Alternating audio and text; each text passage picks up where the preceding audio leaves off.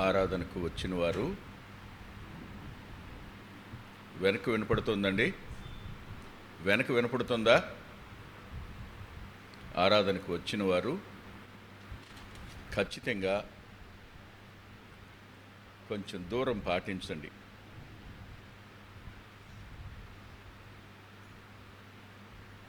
రెండు, మీతో శానిటైజర్ తెచ్చుకోండి. లోపలికి వచ్చేటప్పుడు చేతులు శుభ్రం చేసుకోండి, బయటకు వెళ్ళేటప్పుడు కూడా చేతులు శుభ్రం చేసుకోండి. అప్పుడు ఇక్కడ ఏమి మీ చేతికి అంటినా మీకు ఇబ్బంది ఉండదు.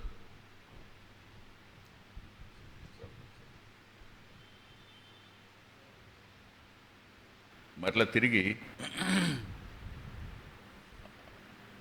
కనపడుతున్నాయి ఆ కరోనా గురించిన వార్తలు వినపడుతున్నాయి. గతంలో ఉన్నంత సివియారిటీ లేకపోయినా జాగ్రత్తగా ఉండడం మంచిది కదా.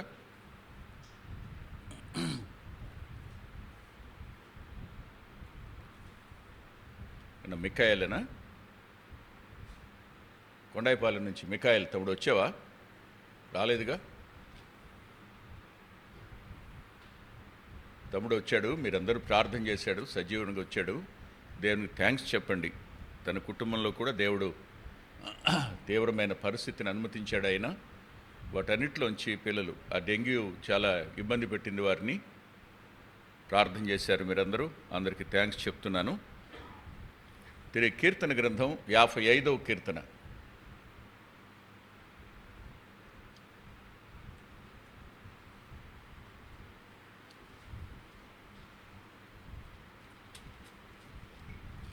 యాభై 55వ కీర్తన 22వ వచనం. నీ భారము యెహోవా మీద మోపుము, ఆయనే నిన్ను ఆదుకొనును.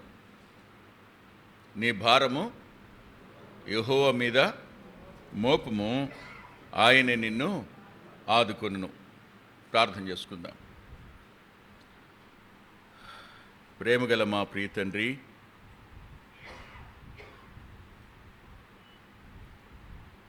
వాతావరణం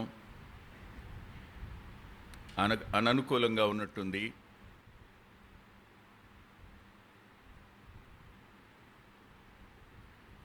అంతరంగాలు వేదనతో కృంగినట్టున్నాయి. వ్యక్తిగత, కుటుంబ, సమాజ పరిస్థితుల వద్ద మేము ఎరుగని వాతావరణం కనపడుతున్న ఈ దినాన్న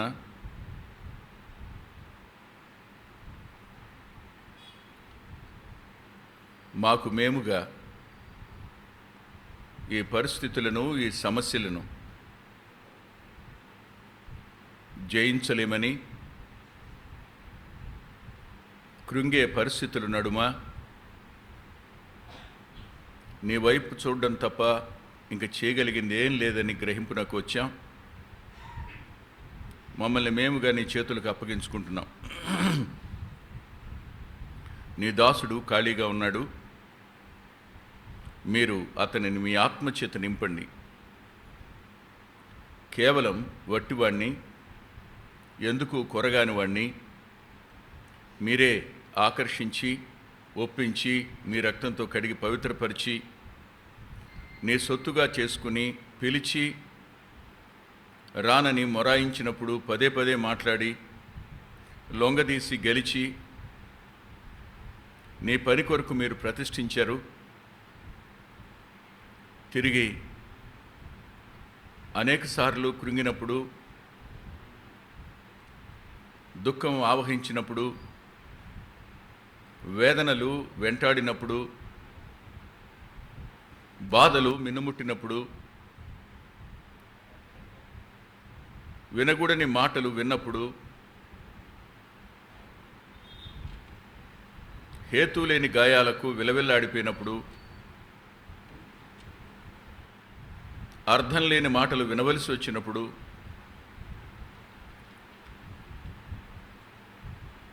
అంతరంగం మూలిగిన ఆ సమయాన్ని, ఈ సమయాన్ని గుర్తు చేసుకుంటున్నాను.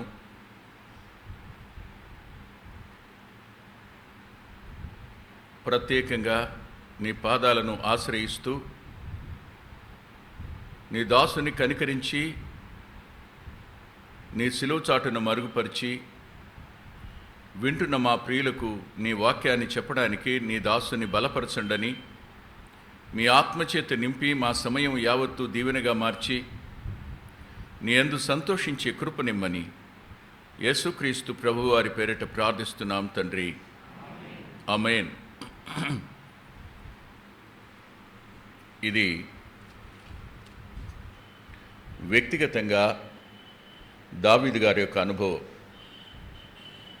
నా అనుభవం, మీ అనుభవం కూడాను. దావీదు గారు తనతో తాను మాట్లాడుకుంటున్నాడు ఈ మాట. ఆయనతో ఎవరు చెప్పటంలా, ఆయన తనను తాను ఎంకరేజ్ చేసుకుంటున్నాడు, తనకు తాను బోధించుకుంటున్నాడు. నా ప్రాణమా నీవేళ కృంగి ఉన్నావు, యెహోవా యందు నమ్మిక ఉంచుము అని ఎలా బోధ చేసుకుంటాడో కీర్తనాకారుడు, అదే రీతిగా ఇక్కడ దావీదు గారు తనకు తాను చెప్పుకుంటున్నాడు. ఏమని అంటే, నీ భారం యెహోవా మీద మోపు, నీ భారం యెహోవా మీద మోపు, ఆయనే నిన్ను ఆదుకుంటాడు, ఆయనే నిన్ను ఆదుకుంటాడు. ఇక్కడ మోపు అనే మాటకు ఆయన మీద వెయ్యి అని, ఆయన మీదకు త్రోసెయ్యి అని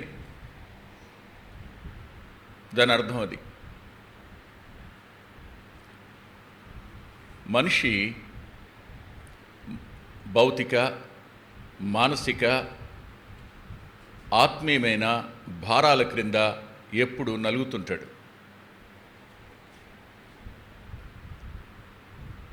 సహజంగా ఏ భారం క్రింద నేను నలగలేదు అని ఏ వ్యక్తి చెప్పలేడు.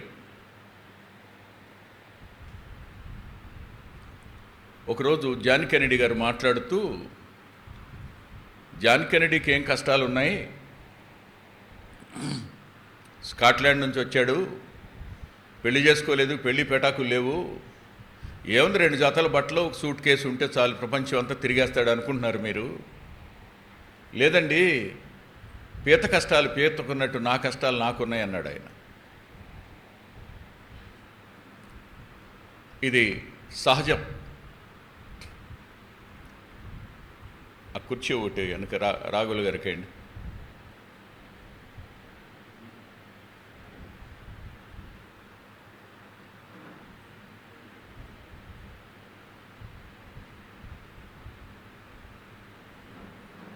సిస్టర్స్ దగ్గర కుర్చీలు ఉన్నాయి, 3-4 కుర్చీలు వేకెంట్గా ఉన్నాయి.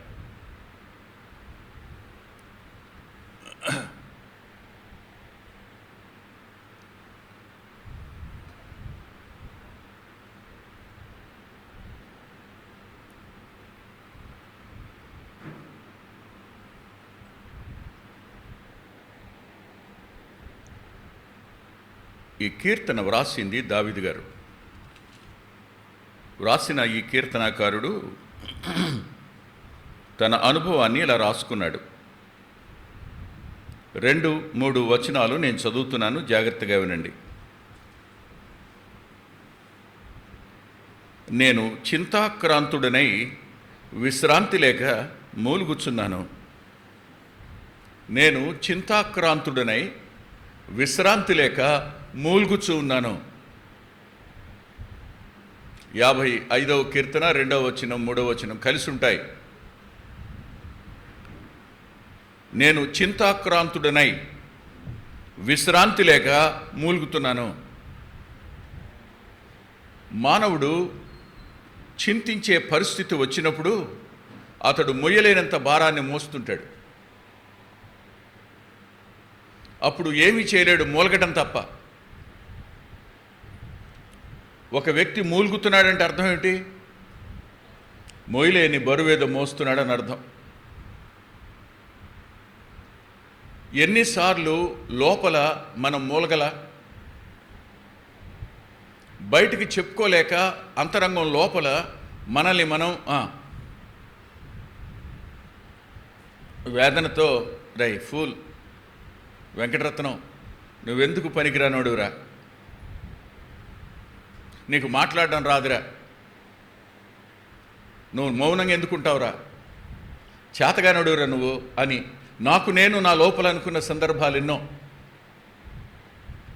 ప్రతి వ్యక్తి తన అంతరంగంలో మూలుగుతూనే ఉంటాడు. ఇలాగో దావీదు గారు కూడా చింతాక్రాంతుడై విశ్రాంతి లేక మూలుగుతున్నాడట. రెస్ట్ లేదు ఆయనకి. మానసికమైన విశ్రాంతి లేని వాడై మూలుగుతున్న అనుభవం భక్తునికి ఉంది. రెండవది చూడండి, వారు నా మీద దోషం మోపుతున్నారు, ఆగ్రహం గలవారే నన్ను హింసించుచున్నారు అన్నాడు. అంటూ 4వ వచనంలో నా గుండె నాలో వేదన పడుతుంది అన్నాడు. యోగని మూలుగు మాత్రమే కాదు, వేదన కూడా ఉంది అంతరంగంలో. వేదన చెందుతూనే ఉన్నాడు. ఎందుకు ఇలా జరిగింది, ఎందుకు వాళ్ళు ఇలా అన్నారు, ఎందుకు వాడిట తయారయ్యాడు, ఎందుకు ఈ పరిస్థితులు దేవుడు అనుమతించాడు, ఏమిటి ఇదంతా, నేనెందుకు, నాకెందుకు, నేనెలా. అంతరంగంలో వేదన పడే పరిస్థితి ప్రతి మానవునికి ఉంటుంది. వేదన చెందాడు. వేదన మానవుణ్ణి కృంగదీస్తుంది. భారం అది. చింత కృంగదీస్తుంది, వేదన కూడా కృంగదీస్తుంది. తరువాత 4, మరణ భయము నాలో పుట్టుచున్నది. భయాలు చెప్పలేనంత భారం అవి. భయం వెంట భయం, భయం వెంట భయం. అది ఏ స్థాయికి వెళ్ళిందంటే మహాభయము నన్ను ముంచివేసింది. చింత, వేదన, భయాలు మానవుని మీదకు దాడి చేస్తూనే ఉంటాయి. కొన్ని మనలో పుడతాయి, కొన్ని వెలుపలిన మాటల వల్ల వస్తాయి, పరిస్థితులను బట్టి చుట్టుముట్టుకుంటాయి. వీటన్నిటి మధ్యలో దావీదు గారు ఈ కీర్తన రాశాడు. అంతేకాదు, చూడండి ఇంకా ఇలా అన్నాడు. 5వ వచనంలో దిగులు వణుకు నాకు కలుగుతున్నాయి. దిగులు వచ్చేసింది. దిగులు అంటే నిస్సహాయంగా, ఏమీ చేయలేకుండా, నాకెవడు సహాయం చేస్తాడు, నాకెవరున్నారు, నాకెవరూ లేరు కదా, నన్ను ఎవడు పట్టించుకుంటాడు, అసలు నన్ను ఎవరన్నా గుర్తు చేసుకుంటారా,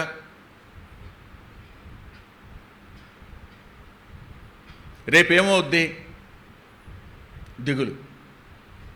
దిగులు కూడా చాలా భారమైంది.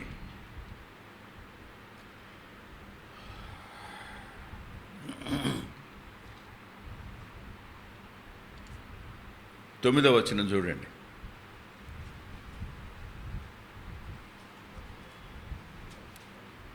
బలత్కారము కలహము కలుగుట నేను చూస్తున్నాను.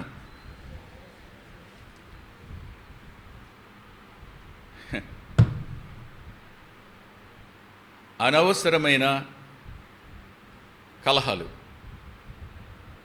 కారణం లేని పగ. ఎందుకు వాళ్ళు విరోధంగా తయారవుతారో అర్థం కాదు.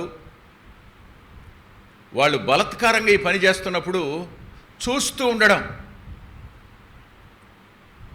ఎంత భారం అది. చూస్తూ ఉండడం కలగజేసుకోలేం, ఓ దెబ్బ కొట్టలేం, బుద్ధుందా నీకు అనలేం. అది జరుగుతున్న వాటిని చూస్తూ ఉండిపోవడం, చేతగాని వాడిగా మిగిలిపోవడం.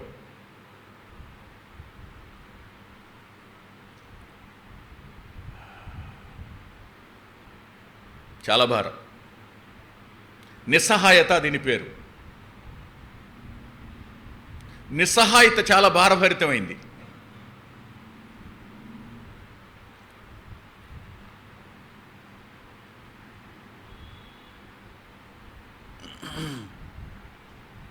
పదకొండవ వచనం, వంచన కపటం మానక జరుగుతూనే ఉన్నాయి. అన్యాయం చేస్తున్నారు, కపటంగా మాట్లాడుతున్నారు.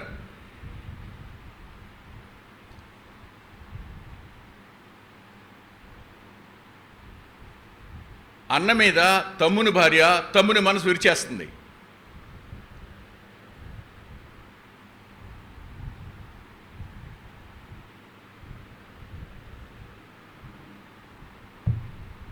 స్నేహితుడి మీద తన భార్య మనసు విరిచే ప్రయత్నం చేస్తుంది. వంచన, కపటం. ఏమనాలి దీన్ని? వారు మాట్లాడుతున్న విధానం వంచన చేయడానికేనని మనసుకు అర్థమవుతుంది. ఇతరుల మనసులు అర్థం చేసుకుని సహించటం అనేది చాలా భారం, కష్టం. ఇది చాలా కష్టం. వాళ్ళు మనతో ప్రేమగా మాట్లాడుతున్నారు అనుకుంటాం, కానీ వాళ్ళు వచ్చింది నీ బంగారం ఆడడానికి. నీకు అర్థమైపోయింది ముందే. నువ్వు గంట సేపు విన్న తరువాత మెల్లగా అడుగుతారు, ఏం మాట్లాడలేవు, అబద్ధం చెప్పలేవు, నీ దగ్గర ఉంది ఇవ్వక తప్పదు, మోసపోయానని నీకు తెలుసు, అప్పుడే తిరిగి రావని తెలుసు నీకు. మోసాన్ని భరించడం అనేది చాలా భారభరితమైంది.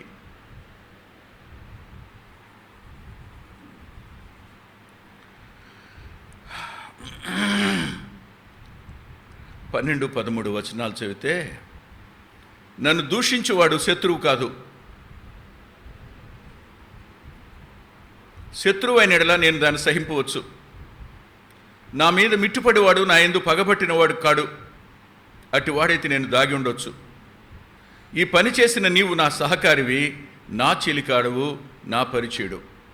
నాతోనే ఉండి, నాతోనే ఉంటూ, నాతోనే నడుస్తూ, నా వెంటే ఉంటూ, నాతోనే సహవాసం చేస్తూ, సహవాసంలో ఉంటూ నా పతనం కోసం ప్రయత్నించే వ్యక్తులను భరించడం అనేది చాలా భారం. నయవంచన అంటాం దీన్ని. ఈ నయవంచనను భరించడం చాలా కష్టం. బహుశా అహీతోపెలు దావీదుల గురించి రాసిన మాట ఇది.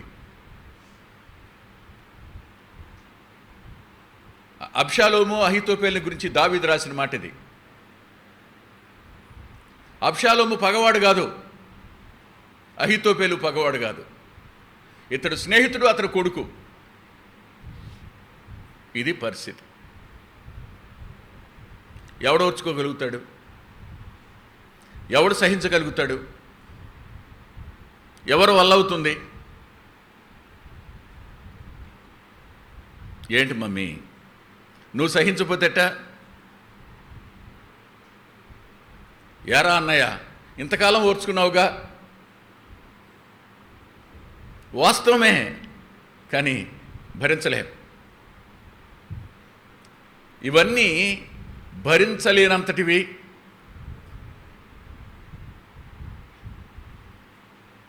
రాజు అయితేనే కిరీటం తల మీద ఉంటే, చాలినంత సైన్యం ఉంటే ఏంటి, ప్రాకారం గల పట్టణం బయటున్నా లోపలున్నాయే, ఏమైపోతుంది? మనసు మునిగిపోతున్నానన్నాడుగా, కృంగిపోయే పరిస్థితి కదా, వేదన, కన్నీరు, దిగులు కదా, నిస్సహాయంగా మిగిలిపోవటమేగా జరిగేది. ఇలాంటి సమయంలో ఏం చేయాలో ఆ పాలుపోక ఈ కీర్తనాకారుడు ఇలా అన్నాడు. 7, 8 వచనాలు, 6, 7, 8 వచనాలు. ఆహా, గోవలే నాకు రెక్కలున్న ఎడలా నేను ఎగిరిపోయి నెమ్మదిగా ఉందునే, త్వరపడి దూరముగా పారిపోయి పెనుగాలిని సుడిగాలిని తప్పించుకొని అరణ్యములో నివసించుందునే అనుకుంటుని.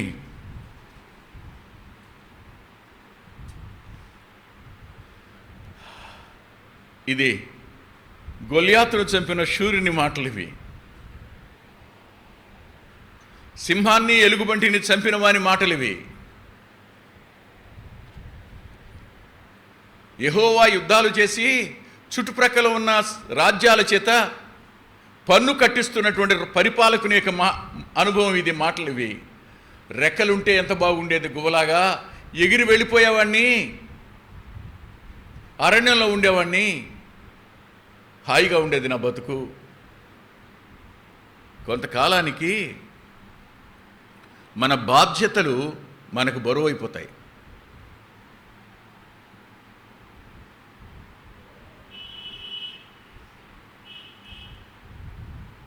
మన జాగ్రత్తలు మనకు బరువైపోతాయి. వాళ్ళని గురించి పడే జాగ్రత్త, వీళ్ళ కోసం చేసే జాగ్రత్తలు, ఇవన్నీ బరువైపోతాయి. ఇలాంటి సమయాన్న రెక్కలుంటే ఎంత బాగుండేది, ఎగిరెళ్ళిపోయేవాడిని కదా. ఇక్కడ మనం లేఖనల నుంచి కొన్ని పాఠాలు నేర్చుకుందాం. ఒకటేమిటంటే, ఇవన్నీ అనుమతించింది దేవుడే.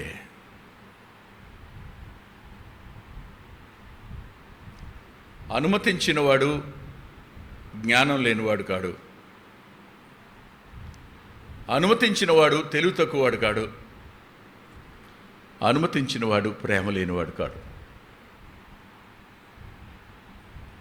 ఇవన్నీ నా జీవితంలో అనుమతించినవాడు ఆయనే. ఇక్కడ తెలియని నెమ్మది రాలేదా? అంటే నీ భారం ఆయన మీద మోపు అంటే రియలైజ్ అని అర్థం.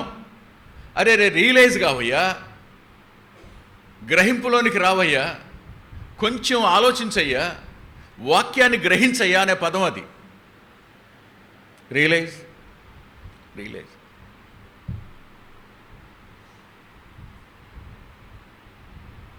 మొన్న ఓ చోట కృతజ్ఞతా కూటంలో ఒక కుర్రాడు తన సాక్ష్యం చెప్పాడు. కుర్రాడు అంటే పిల్లలు డిగ్రీ ఇంటర్మీడియట్కి వచ్చారులేండి, నా దృష్టిలో కుర్రాడు. చెప్తూ, నేను ఇంత డబ్బులు అవసరమైనాయి నాకు, దీని కొరకు అడగని నా బంధువు లేరు, అందరూ కలిగిన వాళ్ళే, కానీ ఎవ్వరూ చోటు పెట్టలేదు, ఎవ్వరూ చోటు పెట్టలా. కృంగిపోయాను నేను, ఏం చేయాలో నాకు అర్థం కాలా, పాలుపోలా. నేను నడిచి వెళుతూ మందిరం దగ్గరికి వచ్చాను. వాళ్ళ సేవకుడు అనమాట. ముఖం చూసి, ఏమలా ఉన్నావు, డబ్బుల గురించి ఆలోచిస్తున్నావా, రా అని ఆయన ఇచ్చారంటే డబ్బులు ఆ దైవ సేవకుడు. ఆ వెనకాల నేను వాక్యం చెప్పాలి. ఏం చెప్పాలి? నేను ఇలా అన్నాను, బాబు దేవుడు ఎందుకు అనుమతించాడు అర్థమైందా? అప్పటికి ఇంకా రియలైజ్ అయి ఉండడు. ఇప్పటి వరకు నా వాళ్ళు అని నువ్వు అనుకున్నావే, వాళ్ళందరూ ఏమిటో ఇప్పుడే బయటపడేది. నీ వాళ్ళు ఎవరో నీకు అర్థమయ్యేది కూడా ఇప్పుడే. పరిస్థితులు, మనుషులు ఎలాంటి వారో నీకు గ్రహింపయ్యేట్టు చేస్తాడు. దేవుడు ఎంత నమ్మదగిన వాడో నీకు అర్థమయ్యేట్టు చేస్తాడు. నీవు ఈ గ్రహింపుకు రావడం అనేది, వచ్చిన గ్రహింపు మీద నువ్వు నిలబడడం అనేది ఆయన మీద ఆనుకోవడం, ఆయనకి నీ భారాన్ని అప్పగించటం అని అర్థం. ఉదాహరణకి నేను ఒక సందర్భం మీకు చూపిస్తాను. రండి నాతో పాటు ఆదికాండం దగ్గరికి రండి. ఆదికాండం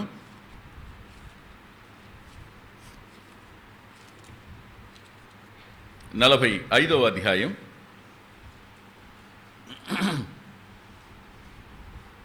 11వ వచనం.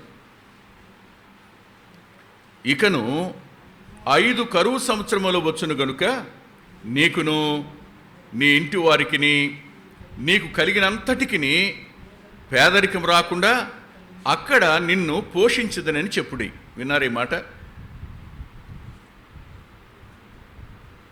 ఎవరు కౌరు పెడుతున్నారు? ఎవరి కౌరు పెట్టేది? ఎవరు లేరని యాకోబు దిగులు పడ్డాడో, ఏ కొడుకు చనిపోయాడని యాకోబు అనుకున్నాడో, ఆ కొడుకు ఇప్పుడు కబురు పెడుతున్నాడు. ఏమని? నేనున్నానని. ధాన్యం అయిపోయింది, ఇంకా వెళ్ళకుండా మీరుంటే ఎలాగూ, వెళ్ళండి, బెన్యామీను పంపితేనే వెళ్తాం. అయ్యో ఇతను కూడా నేను పంపితే ఎలా, షిమియోను పంపితేనే వెళ్తాం, పంపితే ఎలా, బెన్యామీను అక్కడ ఉన్నాడులేండి, షిమియోను పంపితే ఎలా. ముందు బెన్యామీను తెమ్మన్నాడు అన్నప్పుడు అదే మాట, షిమియోను తెమ్మన్నాడు అన్నప్పుడు అదే మాట. కానీ ఎవరు అనుమతించాడు? ఎవరు పిలిచారు బెన్యామీన్ అక్కడికి? బెన్యామీన్ అక్కడ అట్టి పెట్టుకున్నాడు ఎవడు? షిమియోన్ను తీసుకురమ్మన్నవాడు ఎవడు? పోషిస్తానన్నవాడే. ఆయన స్థానంలో ప్రభువుని, యాకోబు స్థానంలో నిన్ను పెట్టుకుని ఒకసారి ఆలోచించుకో. ఇంకా సజీవుడిగా ఉన్నాడు ఆయన, ఇంకా సజీవుడిగా ఉన్నాడు. నేను ఒక మంచి మాట మీతో చెప్తాను, మనసు పెట్టి వినండి. నేనేముంది, నా వల్ల ఏమవుద్ది, నేనేం చేయగలను, నేను ఎవరికి లెక్క అని అనుకుంటాం. సహజంగా ఎవరైనా ఇదే ఆలోచనకు వస్తాం. ఒంటరిగా ఉన్నప్పుడు నాకెవరు లేరని ఆలోచనకు వచ్చేస్తాం. ఒక ఇంటర్నేషనల్ కాన్ఫరెన్స్ జరిగింది. ఆ కాన్ఫరెన్స్లో అన్ని దేశాలను ఆహ్వానించిన ఒక వ్యక్తి ఉన్నాడు. అన్ని దేశాల తలకాయలు అన్నమాట, అంటే పరిపాలిస్తున్న తలకాయలతో మాట్లాడుతున్నవాడు అతను. వాళ్ళందరినీ గ్యాదర్ చేశాడు. నేడున్నటువంటి పాండమిక్ సిచ్యుయేషన్కి ఏం చేయాలని గ్యాదర్ చేశాడు. అవునా? అదే సమయంలో ఒక చోట ఒక చిన్న బిడ్డ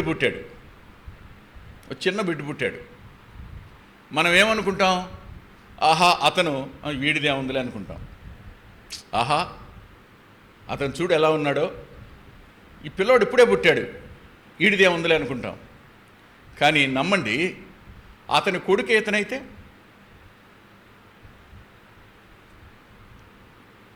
ఆ తలకాయలతో మాట్లాడుతున్న అతని కొడుకే ఇతనైతే, వాళ్ళందరి మధ్య ఉన్న అతని మనసు అంతా ఎక్కడ ఉంటుంది? ఈరోజు నా కొడుకు పుట్టాడు ఆఫ్టర్ ఆల్ అని మీరు అనుకోవచ్చు. కానీ అతను ఎంత స్థానం ఇస్తాడు? ఆయనకి మాకు సంబంధం ఏమిటండి? మాకు ఎలా అప్పలేయొద్దంటారా? సృష్టికర్తకు నీకు అదే సంబంధం కదా. రక్షించిన రక్షకునికి మనకు ఉన్న సంబంధాన్ని బట్టి మనం ఆయన దృష్టిలో అంత విలువైన వాళ్ళం. బాధను అనుమతించిన, నయవంచనను అనుమతించిన, మోసాన్ని అనుమతించిన, కపటంగా ఉన్న వ్యక్తుల మాటలు మనల్ని మోసం చేయడానికి మనం అనుమతించబడిన, నష్టపోయినా, బాధ కలిగిన, స్నేహితుడే తిరగబడిన, బంధువులే మనకు శత్రువులైనా, ఇవన్నీ జరుగుతున్నా మనం దేవుని దృష్టిలో అత్యంత విలువైన వాళ్ళం అనే సత్యాన్ని మర్చిపోకండి. ఆయన నీ కొరకు, నా కొరకు తన రక్తంతో మనల్ని కొనుక్కున్నాడు, తన ప్రాణంతో మనల్ని కొన్నాడు. నువ్వు ఆయనకంత విలువైన వాడివి. ఇప్పుడు యోసేపు కబురు పెట్టాడు యాకోబుతో, ఇంకా 5 సంవత్సరాలు వస్తాయి, కరువు సంవత్సరాలు, నేను పోషిస్తాను, నువ్వు బయలుదేరి వచ్చాయి నా దగ్గరికి, వదిలిపెట్టి వచ్చేయి. అవునా? రాను, ఇక్కడే ఉంటాను అనడానికి చాలా కారణాలు ఉంటాయి ఇప్పుడు యాకోబుకి. కానీ బయలుదేరి వెళ్ళాలి అంటే ఎన్ని భయాలు ఉంటాయి. అందుకే కదా బెయేర్షెబా దగ్గరికి వచ్చి భయపడతాడు. కానీ బయలుదేరి వెళ్ళాడు. వెళ్ళినప్పుడు ఏం జరిగింది ఒకసారి చూడండి. ఆదికాండం 47వ అధ్యాయం 12వ వచనం. మరియు యోసేపు తన తండ్రిని, తన సహోదరులను, తన తండ్రి కుటుంబ వారందరినీ వారి వారి పిల్లల లెక్క చొప్పున వారికి ఆహారం ఇచ్చి సంరక్షించెను. అందరి లెక్క ఆయన దగ్గర ఉంది. ఎవరికి ఎంత ఇవ్వాలో అతను చూశాడు, ఎవరికి తక్కువ కాకుండా చూశాడు. యోసేపే ఎలా అయితే యోసేపు కంటే ఘనుడు, మన కొరకు చనిపోయి నిజంగా తిరిగి లేచినవాడు, ఆయన మన అవసరతల దగ్గర ఎలా విడిచిపెట్టేస్తాడో ఒకసారి ఆలోచించండి. నడువదులు పెట్టడం. కానీ మనకు రావాలి, ఆయనకు అప్పగించుకోవడం, మన భారం ఆయన మీద మోపడం మనకు రావాలి. ఇది మనకు రాదు, ఎప్పటికీ రాదు. మనం ఎలా ఉంటామో చెప్పనా? కొంతమంది నెత్తి మీద బుట్ట పెట్టుకుని వచ్చి కరెక్ట్గా మందిరం దగ్గరికి వచ్చి దింపుతారు. దింపి కొద్దిసేపు నిలబడతారు అంటారు, అనేసి వెళ్ళేటప్పుడు మళ్ళీ నెత్తి మీద పెట్టుకుని వెళ్తారు. అంటే ఇక్కడ వదిలిపెట్టేసి నాకు ఇచ్చేయాలని కాదు నా ఉద్దేశం. అట వెళ్ళకపోతే వాళ్ళు వ్యాపారం చేసుకోలేరండి. కానీ మనమైతే తెలియని భారాలు అంతరంగంలో పెట్టుకుని వస్తాం, ప్రభువుకి అప్పగించి మాత్రం వెళ్ళాం. వాక్యం వినంతవరకు ఆహా ఊహా అనుకుంటాం, మళ్ళీ ఇక్కడి నుంచి అయ్యే నెత్తి మీద పెట్టుకుని వెళ్తాం. ఇక్కడ వదిలిపెట్టేస్తేగా ఆయన పాదాల దగ్గర మళ్ళీ అదే బాధ, అదే దుఃఖం, అదే చింత, అదే కృంగుతల, అదే మూలుగు, దాన్నే పట్టుకుని వెళ్తుంటాం. ఎప్పుడు వదిలేసాం ఆయన దగ్గర? ఎప్పుడు అప్పగించుకున్నాం ఆయన దగ్గర? ఇది మీ కొరకు విరవబడుతున్నా, ఇది మీ కొరకు చిందించబడినా, వింటున్న ప్రతిసారి నా కొరకైనా బలి అయినా, నా కొరకైనా అర్పణ అయినా,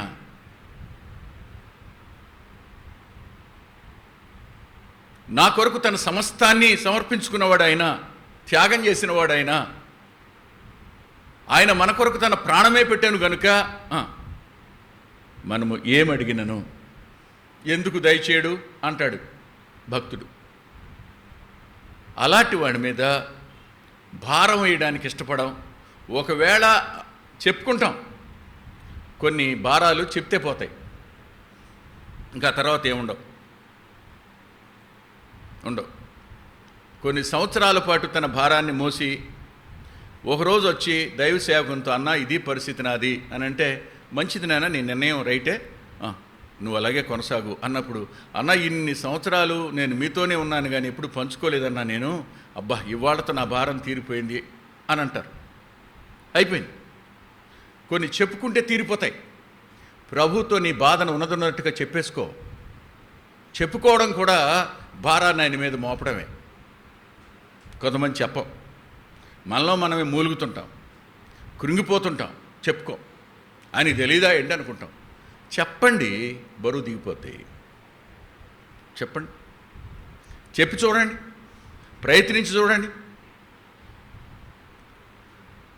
యోసేపు కంటే ఘనుడు కాడా ఆయన?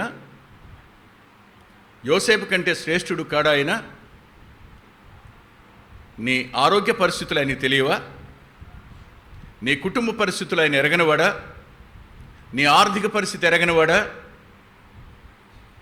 అన్నీ తెలుసు ఆయనకి. నీ సామాజిక పరిస్థితులు ఎరగనివాడేం కాదు కదా. మనం గ్రహింపుకు రాము, ఆయనకి చెప్పుకోము. మూడవ మాట దగ్గరికి వస్తాను. అదేమిటంటే,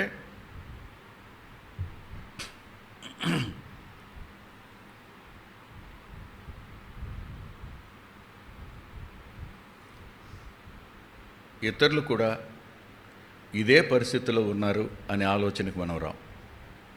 నేను ఒక్కడినే అనుకుంటాం. ఇంకా నాలాంటి వాళ్ళు ఉన్నారు, నాకంటే కష్టాలు పడుతున్న వాళ్ళు ఉన్నారు, నాకంటే దుఃఖంలో ఉన్నవాళ్ళు ఉన్నారు, నాకంటే బాధలు అనిపిస్తున్న వాళ్ళు ఉన్నారు. నా రోగం ఏపాటిది, అమ్మో అంత రోగమా అని ఇప్పుడు ఆలోచించాం. ఏం చేస్తాం మనం? మనమెంకే మనం చూసుకుంటాం. అవునా?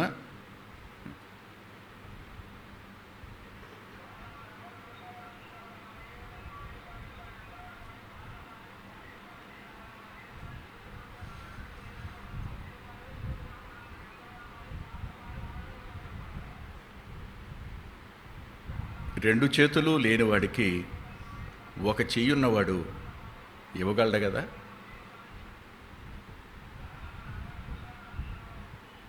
రెండు కాళ్ళు లేనివాని దగ్గరికి ఒక కాలు ఉన్నవాడు నడవగలడు కదా. మాటలాడలేని వాని వద్దకు నోరున్న నువ్వు మాట్లాడగలవు కదా వెళ్ళి. లేచి నడవగలుగుతున్న నువ్వు లేవలేని వాడి దగ్గరికి వెళ్ళి సహాయం చేయగలవు కదా. ఏమైంది ఇప్పుడు? ఇతరుల కొరకు మనం ఒకరి భారం మరొకరు భరించబద్దులమైనామనే అవగాహన మనకు లేదు.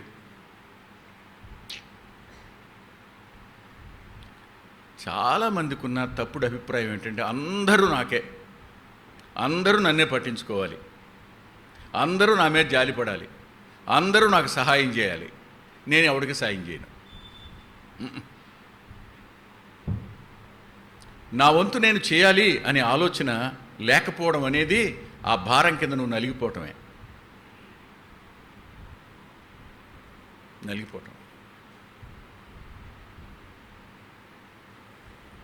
ఉదయకాలం నేను ఒక సంఘటన చదివాను, కన్నీళ్ళు వచ్చినాయి. ఆ సంఘటన ఏమిటంటే, విలియం సి బర్న్స్ ఆయన పేరు, విలియం సి బర్న్స్. అతడు చైనాలో ఉన్న హడ్సన్ టేలర్కి, స్కాట్లాండ్లో ఉన్న మర్రే మక్స్చేన్కి చాలా ఎక్కువగా సహాయం చేసిన వాడు సేవకి విలియం సి బర్న్స్. అటు చైనాకు ఇటు స్కాట్లాండ్కి తాను కష్టపడిన కష్టార్జితాన్ని పంపినవాడు విలియం సి బర్న్స్.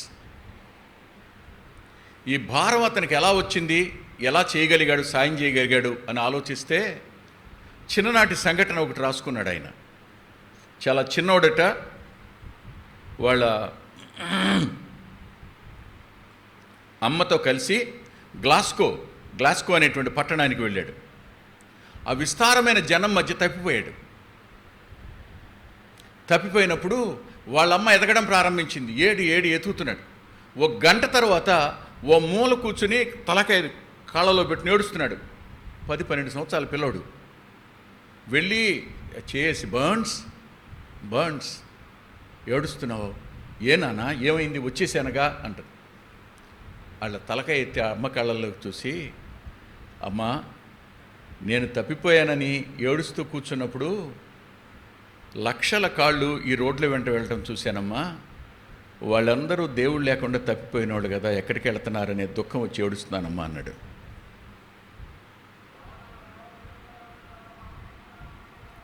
అది అతను చైనాను స్కాట్లాండ్ని ఆదుకోవడానికి గల కారణమైంది. ఇతరుల భారాలు మనం పట్టించుకోనప్పుడు, మన భారం వంకే మనం చూసేటప్పుడు ఎప్పటికీ ఆ బరువు కింద మనం నలిగిపోతాం అంతే. ఈ కష్టంలో కూడా, ఈ బాధలో కూడా, ఈ లేమిలో కూడా మన వంతు మనం చేయగలుగుతున్నప్పుడు ఊపిరి పీల్చుకుంటాం, దేవుని సాధనాలం అవుతాం, లేవగలుగుతాం, నిలబడతాం, అపవాదిని సిగ్గుపరచగలుగుతాం.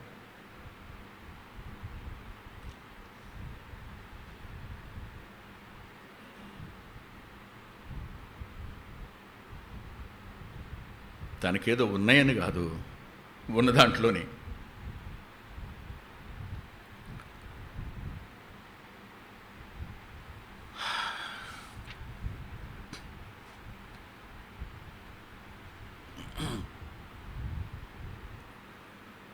నెహెమ్యా గ్రంథం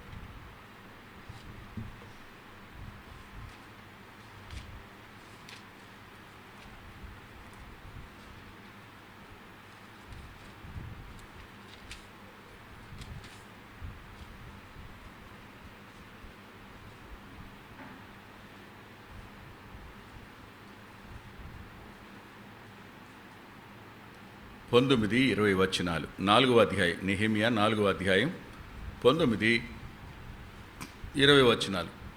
అప్పుడు నేను ప్రధానులతోనూ అధికారులతోనూ మిగిలిన వారితోనూ ఇట్లాంటిని, పని మిక్కిలి గొప్పది. నేను గోడ మీద నీకు దూరంగా ఉన్నాను అంటలా, మనము గోడ మీద ఒకరికొకరము చాలా ఎడముగా ఉన్నాము గనుక అందరం అదే పరిస్థితిలో ఉన్నాం. రియలైజ్ అవ్వండి. ఒకరికొకరు సహాయం చేసుకోలేంత దూరంగా ఉంటున్నాం. జాగ్రత్త పడదాం. గుర్తుపెట్టుకోండి, మన పక్షంగా ఆయన యుద్ధం చేస్తాడు. చూడండి అక్కడ మాట, మన దేవుడు మన పక్షముగా యుద్ధం చేస్తాడు. ఒకరి ఎడల ఒకరు భారం పంచుకునే వారి కోసం మన దేవుడు యుద్ధం చేస్తాడు. నీ వంక నువ్వు చూస్తూ, నీ కష్టాల్లో నువ్వు ఆలోచిస్తూ, నీకు నువ్వు కృంగిపోతూ, మూలుగుతూ, దుఃఖిస్తూ, బాధపడుతూ ఉండిపోతే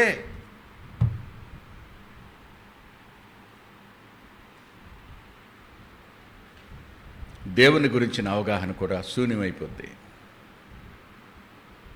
నీతో ఉన్న వాళ్ళని కూడా గుర్తించు. నాతో పాటు నా భార్య కూడా నలిగిపోతుందని ఆలోచన చేయి.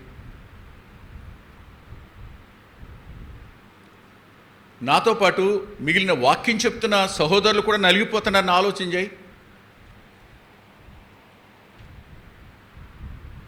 నా పిల్లలకే కాదు, మిగతా పిల్లల యొక్క భవిష్యత్తు గురించి కూడా ఆలోచన చేయి.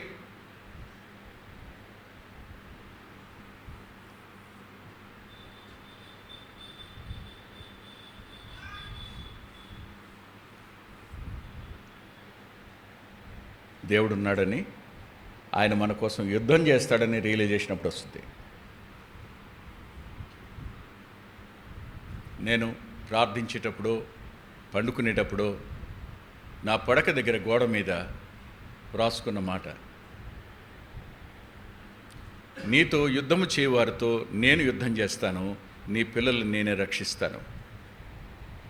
ఎన్నిసార్లు ఆ వచనం చూస్తూ కళ్ళు మూసుకుంటాను నెమ్మదిగా, ఎన్నోసార్లు, రోజుకి ఎన్నిసార్లు చూస్తానో చెప్పలేను. దేవుడు మన పక్షంగా యుద్ధం చేసేవాడు. ఈ రియలైజేషన్ ఆ భారాన్ని మన అంతరంగంలోంచి తీసేస్తుంది. అక్కడ నుండి మరో చోటికి కూడా ప్రయాణం చేద్దాం.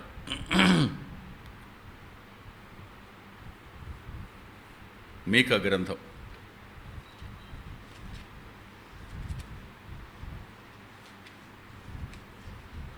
7వ అధ్యాయం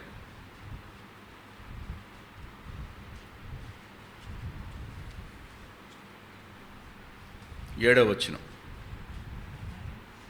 అయినను, ఏంటైనా ఇది? ఎందుకు ఈ అయినా అన్న పదం వాడాడు ఆయన? ఇప్పుడు చెప్తాను చూడండి. మొదటి వచనంలో అంటాడు,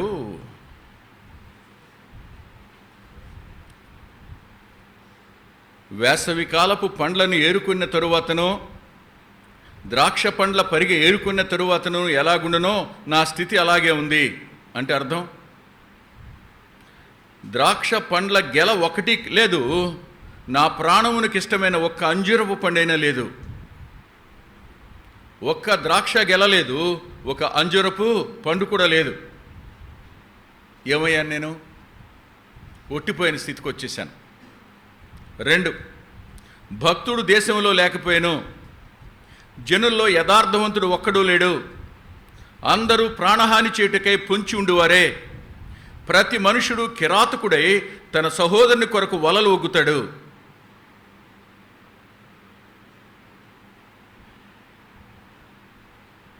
రెండు చేతులతో కీడు చేయి పూనుకుంటాడు. అధిపతులు బహుమానాన్ని కోరతారు, జడ్జెస్ లంచం పుచ్చుకుంటారు, గొప్పవాళ్ళు తమ మోసపు కోరికను తెలియచేస్తారు. వారిలో మంచివాళ్ళు ముండ్ల చెట్టులాగా ఉన్నారు, యథార్థవంతులు ముళ్ళ కంచి కంటే ముళ్ళుగా ఉన్నారు. నీ కాపరుల దినము, నీవు శిక్షనుందు దినము వచ్చుచున్నది. జనాలు కలవరపడుతున్నారు.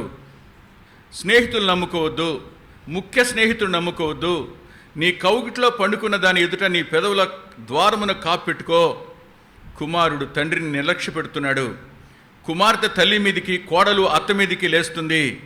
ఎవరి ఇంటి వారు వారికే విరోధులు. అయినా సరే యెహోవా కొరకు నేను కనిపెట్టుకుంటా.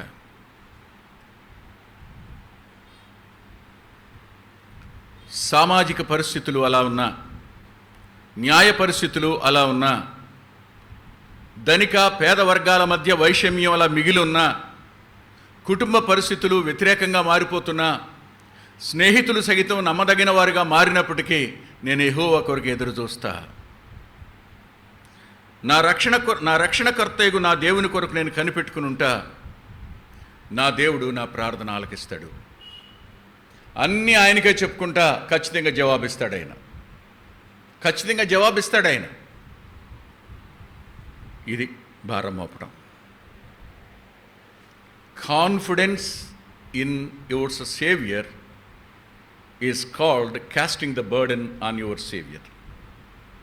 ఆయన ఎడల నీకున్న నమ్మకం ఉందే, నువ్వు ప్రార్థన చేసి ఆయనకు అప్పగించుకున్నావే, అది ఆయన మీద భారం మోపడం.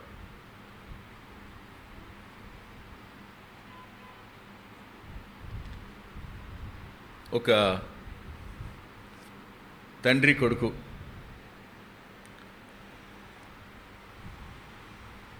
నాన్న చాలా పొరువైన మూట తల మీద పెట్టుకుని వెళ్తున్నాడు.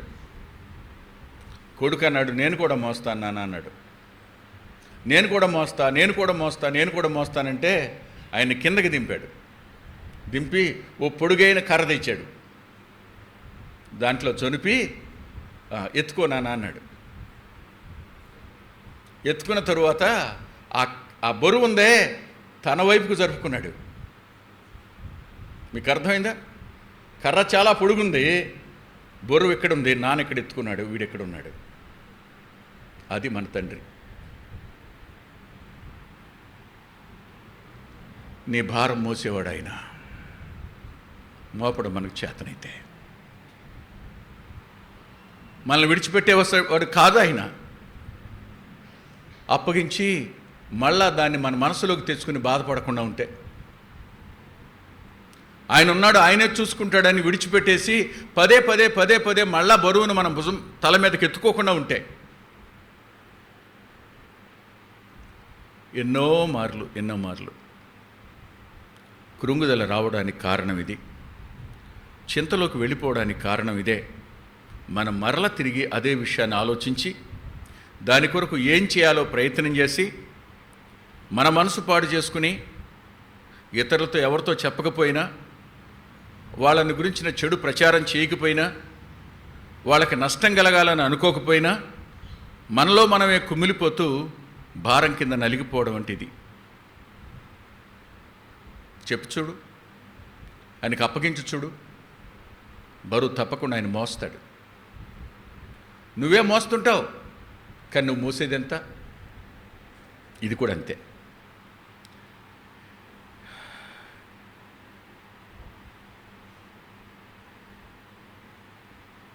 అర్థమైంది అనుకుంటున్నాను.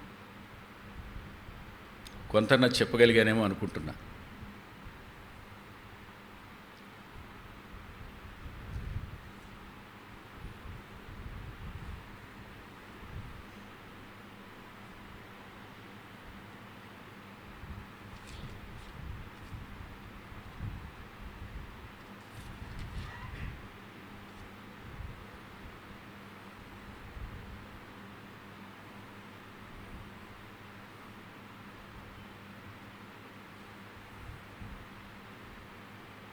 రాజులు 2వ గ్రంథం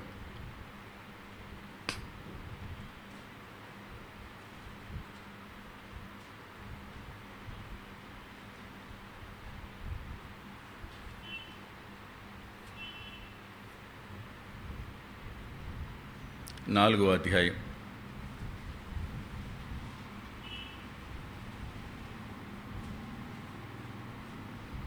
21వ వచనం. అప్పుడు ఆమె పిల్లవానిని దైవజన్ని మంచం మీద పెట్టి తలుపు వేసి, బా ఎంత కష్టం,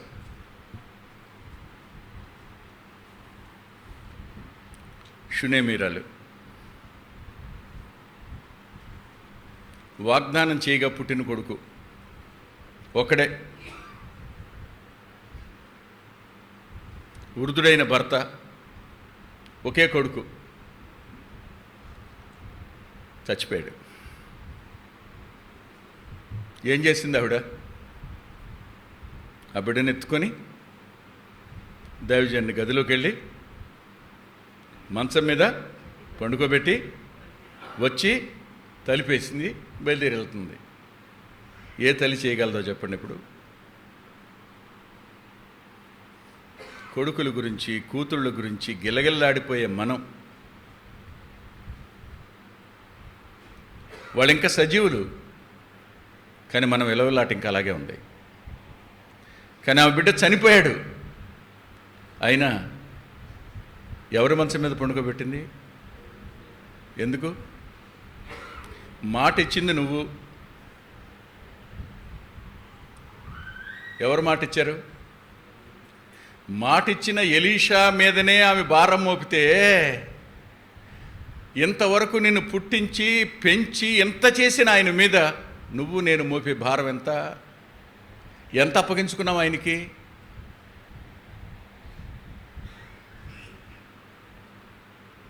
ఏ మేర, ఏ స్థాయిలో మనం ఆయన మీద ఆధారపడ్డాం?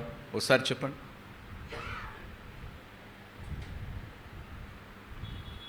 ఆయన నమ్మదగినవాడు, కృప చూపించేవాడు. ఆయనే అన్నాడు, ప్రయాసపడి భారం మోస్తున్న వారులారా నా వద్దకు రండి. వచ్చి ఏం చేయాలి? విశ్రాంతి పొందండి. నేను మోస్తానయ్యా, రండి, నేను మోస్తానయ్యా.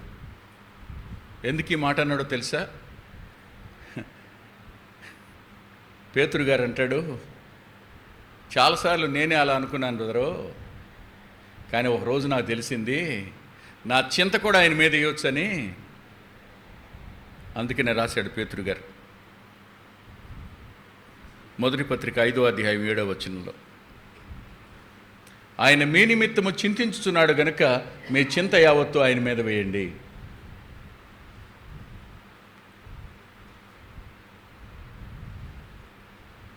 ఇది పేతురు యొక్క అనుభవం. పౌలు గారికి కూడా ఈ అనుభవం ఉంది. చెరసాల్లో ఉండి, మనుషుల తిరస్కారంలో ఉండి, తీర్పుకు వెళ్ళడానికి ముందుండి, అందరూ తను విడిచిపోయిన పరిస్థితుల్లో ఫిలిప్పీ పత్రిక రాస్తూ ఆయన 4వ అధ్యాయం 6-7 వచనాల్లో అన్నాడు, ఏ విషయంలోనైనా సరే కృతజ్ఞతాపూర్వకంగా మీ విన్నపాలు దేవునికి తెలియచేయండి అయ్యా, అప్పుడు సమస్త జ్ఞానానికి మించిన దేవుని సమాధానం క్రీస్తు ప్రభు వలన మీ హృదయాలకు తలంపులకు కావులిగా ఉంటుంది అంటాడు. సమస్త జ్ఞానానికి మించిన సమాధానం అది ప్రభు ద్వారా మీ హృదయాలకు కావులిగా ఉంటుందయ్యా అన్నాడు. అంటే అర్థం నెమ్మది వచ్చేస్తుందని, నెమ్మది వస్తుందని. ఒక భక్తుడు ఈ విషయాన్ని ఇలా వివరించాడు, నాకు నచ్చింది. ఆ వివరణ ఏమిటంటే, గొప్ప తుఫాన్ వచ్చింది సముద్రంలో, ఓడ అల్లకల్లోలం అవుతున్న పరిస్థితి. లోపల ఉన్న వాళ్ళ పరిస్థితి ఎలా ఉంటుంది? ఈ ఓడ ఎందుకు ఎక్కామరా అనుకుంటారుగా, ఉంటామా పోతామో ఎంత భయాలో. ఆ నావికుడు లోపల పనిచేసే క్రూ వచ్చి ఈ దిక్కున ఒకటి, ఆ దిక్కున ఒకటి, ఈ దిక్కున ఒకటి, ఈ దిక్కున ఒకటి 4 లంగర్లు దింపారు. 4 లంగర్లు దింపారు. ఇప్పుడు ఏమవుద్ది? లంగర్ దింపేసిన తర్వాత ఆ కెప్టెన్ ఉన్నాడే మంచం వేసుకుని దుప్పటి కప్పుకున్నాడు. పనివాళ్ళు ఉన్నారే హాయిగా కూర్చొని తినటం ప్రారంభించారు. లంగర్ చేసే పని ఏంటి? సముద్రం ఇంకా 10 రెట్లు పొంగని, ఆకాశపు మేఘాలే 100 రెట్లు కిందకి కొంగని. దీనికి ఏమీ నష్టం లేదు, ఏమీ నష్టం లేదు. వాతావరణం అలాగే ఉంటుంది, పరిస్థితులు అలాగే ఉంటాయి, కానీ ఓడ మాత్రం మునిగిపోదు. పరిస్థితులు ఎలా ఉన్నా నెమ్మదిగా ఉండడానికి నీ భారం ఆయన మీద మోపటం ఒక్కటే మార్గం, మరో మార్గం లేదు. సంవత్సరాలు గడిచిపోయాయి. 22వ సంవత్సరంకి వెళ్ళడానికి సిద్ధంగా ఉన్నాం. ఒక 2 నెలలు అడ్డం ఉన్నాయి అంతే. ఎంతో సీనియర్ బిలీవర్స్. ఇప్పుడు ఏంటంటే, నేను నమ్ముకుంది ఎప్పుడో, అసలు నాకు ఎటువంటి భక్తులు తెలుసు, రైటే ప్రభు అని తెలుసు. ప్రభువుని గురించి ఆశాంతం మనకు తెలియకపోవచ్చు, కానీ తెలుసుగా కొంతైనా. అసలు తెలియకపోతే ఎంత ప్రమాదం. తెలిసినంత వరకు ఆయన నమ్మకత్వం తెలీదా, ఆయన పోషకత్వం తెలీదా, ఆయన భద్రత తెలీదా, ఆయన సంరక్షణ ఎరగని వాళ్ళమా, ఆయన సహాయం చేసేవాడని మనకు తెలీదా? ఇవన్నీ తెలుసుగా. ప్రేమ గలవాడని తెలీదా, క్షమించేవాడని తెలీదా, ఆయన కునుకడు నిద్రపోవడం తెలీదా? ఇవన్నీ తెలుసుగా మనకి. ఇన్నీ తెలిసి ఉండి కూడా మనలో మనం, మన కోసం మనం, మన భారం కింద మనం కుంగిపోవడమే. ఈ మధ్యకాలంలో ముగిస్తున్నాను. ఈ మధ్యకాలంలో విశ్వాసుల యొక్క మనసు భారతదేశం మీదకి ఎక్కువ మళ్ళుతుంది, ఆంధ్రప్రదేశ్ పరిస్థితుల మీద కూడా మళ్ళుతుంది. అయ్యో అయ్యో అయ్యో ఏమైపోతుందో ఏమైపోద్దో. భారతదేశ క్రైస్తవ సంఘం ఏమైపోద్దో, మనం ఏం చేయాలి? సేవకులు, సంఘాలు అన్నీ వచ్చి రోడ్ల మీద కూర్చోవాలా? కోర్టులో కేసులు వేయాలా? ఏం చేయాలి?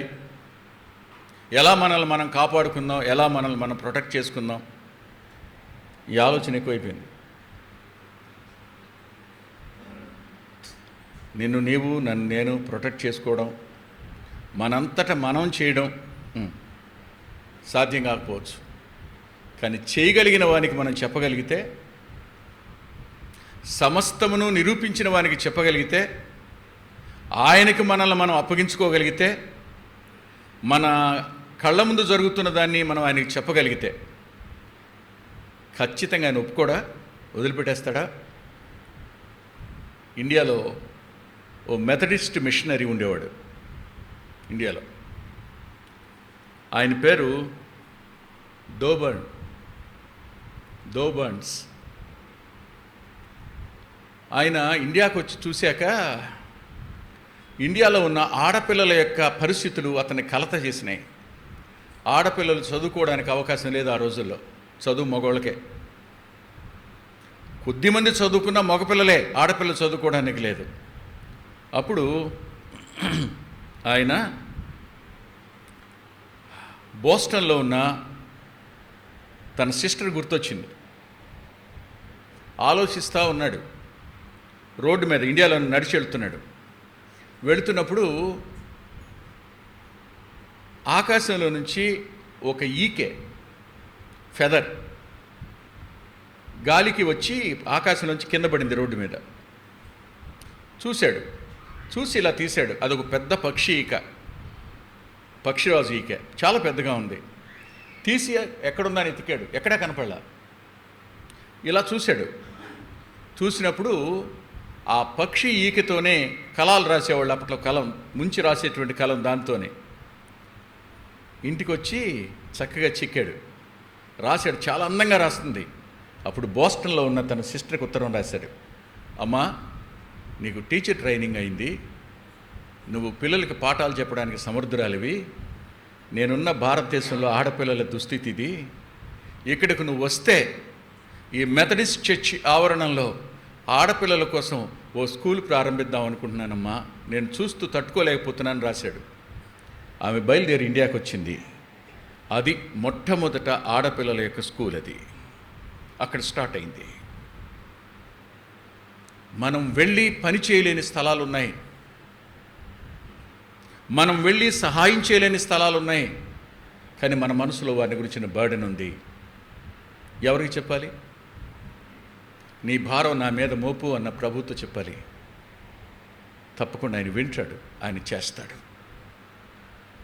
మన కోసం తన రక్తమే చిందించిన వాడైనా, మన స్థానంలో చనిపోయిన వాడైనా, మనకు పునరుద్ధానం ఇవ్వడం కోసం తిరిగి లేచిన వాడైనా నేటికి సజీవుడుగా ఉన్నాడు. మన భారాన్ని ఆయన మీద మోపడానికి ప్రభు తన కృపను మనకు అనుగ్రహించునుగాక. తలలు వంచండి.